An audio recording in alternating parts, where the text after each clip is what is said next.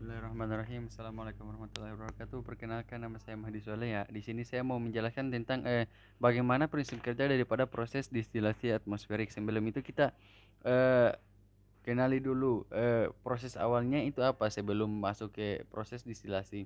Yang pertama itu dari Kurt Fried, dari Fried itu dia masuk ke HE untuk pemanasan awal. Nah, dari situ dia menuju ke HE selanjutnya untuk lebih dipanaskan lagi. Setelah itu kita melakukan pemisahan yang namanya itu desalter. Nah, fungsi dari pemisahan desalter itu gunanya untuk penghilangan garam. Nah, kalau garam sudah dihilangkan itu otomatis akan lebih memperlancar, lebih mengoptimalkan proses pengolahan minyak tersebut. Nah, setelah udah di bagian desalter, nah kemudian menuju ke surgram. Di surgram ini ada pemisahan lagi. Pemisahan yang mana ada pemisahan gas dan juga minyak. Nah, gas itu dia sudah masuk di luar di kolom distilasi atmosferik karena dia udah menguap terlebih dahulu. Sedangkan yang minyak itu dia masuk ke HE untuk pemanasan lebih lanjut. Pemanasan lebih lanjut setelah itu ke Kurt heater dipanasin lagi terus masuk ke distilasi atmosferik. Nah, prinsip kerja dari distilasi atmosferik ini dia berdasarkan trayek didihnya, di mana trayek di paling berat, paling tinggi itu berada di bagian bawah dan menengah itu di bagian tengah dan paling rendah itu di bagian atas.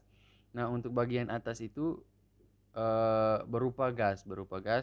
Gasnya menguap ke atas itu masuk lagi ke HE, terus masuk ke fill. Nah, fill ini kerjanya seperti kondensor ini dia merubah uap gas menjadi cair kembali, terus masuk ke overhead reflux drum. Nah, di mana di sini terjadi proses kimia yang mana menghasilkan produk-produk seperti nafta, terus flue gas. Nah, dan setelah itu juga ada sour water. Sour water ini eh, proses dari reflux itu, air hasil dari reflux.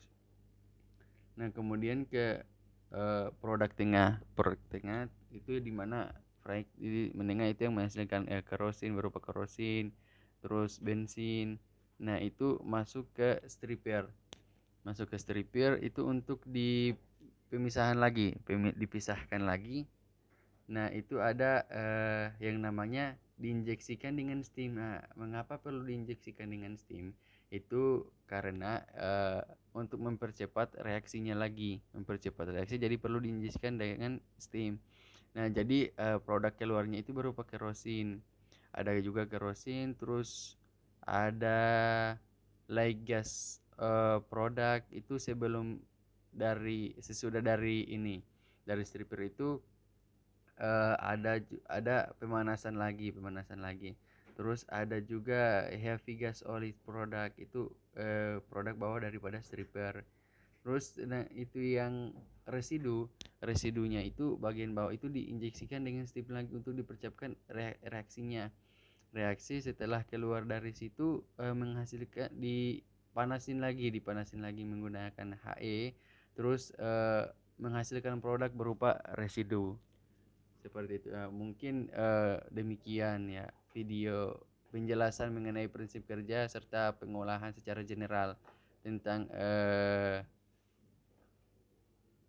kilang minyak minyak ya. Mungkin itu dari saya. Assalamualaikum warahmatullahi wabarakatuh.